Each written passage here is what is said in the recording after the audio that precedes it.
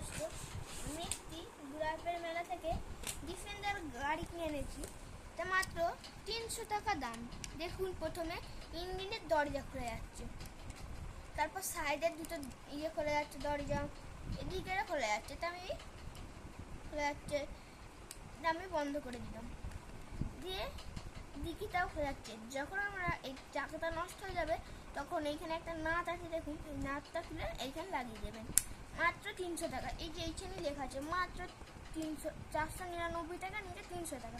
Mad is India.